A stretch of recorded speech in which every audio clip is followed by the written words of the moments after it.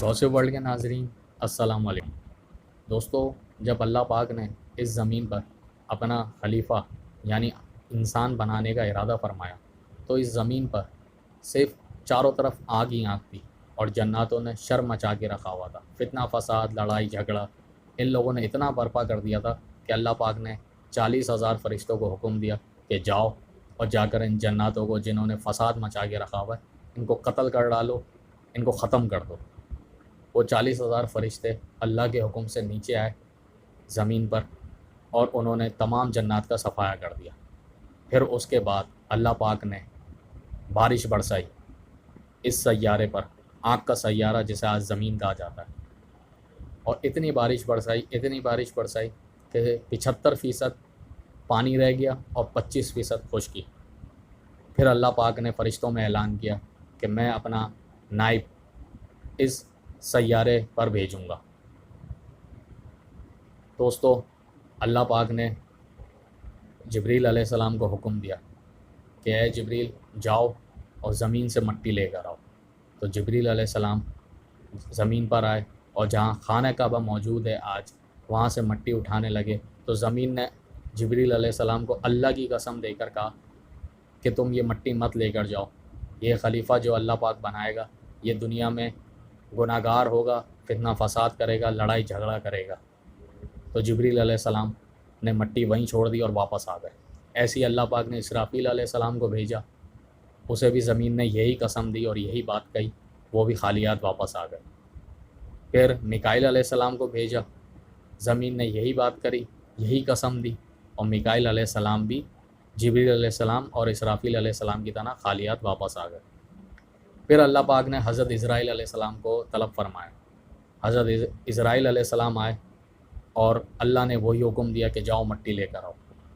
پھر وہ مٹی لینے کے لیے زمین پر آئے اور مٹی اٹھانے لگے تو زمین نے ان کو بھی قسم دی، لیکن اسرائیل علیہ السلام نے یہ کہہ کر مٹی اٹھا لی کہ جس ذات کی تو مجھے قسم دیتی ہے، جس وحدہ لا شریک کی تو قسم دیتی ہے، میں اسی کے حکم سے ہی یہاں آیا ہوں، اور مٹی اٹھائی اور اللہ کی بارگاہ میں حاضر کری۔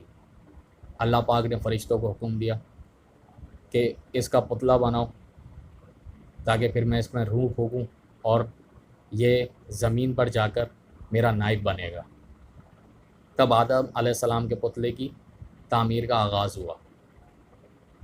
جب اسرائیل علیہ السلام ہی مٹی لے کر اللہ پاک کے پاس حاضر ہوئے تو اللہ پاک نے حضرت اسرائیل علیہ السلام کو حکم کیا کہ اے اسرائیل، اب تو ہی مٹی یہ لے کر آیا ہے تو اس کی روح قبض کرنے کی ذمہ داری بھی تیری ہوگی۔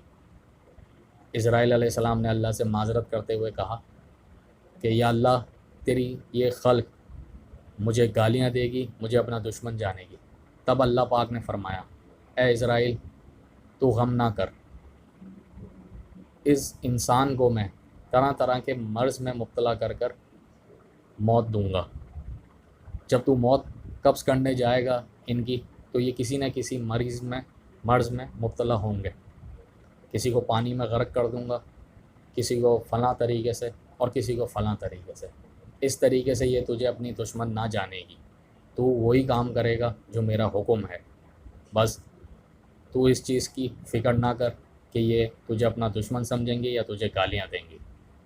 دوستو، یہ تھی ایک چھوٹی سی انفارمیشن کہ انسان کی پیدائش، یعنی ہم سب تو جانتے ہیں کہ ہم سب حضرت آدم علیہ السلام کی اولاد ہیں، لیکن اس سے پہلے کا یہ ایک واقعہ ہے جو قدیم کتابوں میں موجود بھی ہے کہ انسان کی مٹی کہاں سے اٹھائی گئی تھی، جہاں پہ آج خانہ کعبہ موجود ہے، اور زمین نے کہ تو چھوڑ دے، یہ فتنہ فساد کرے گا، زمین کو گدا کرے گا۔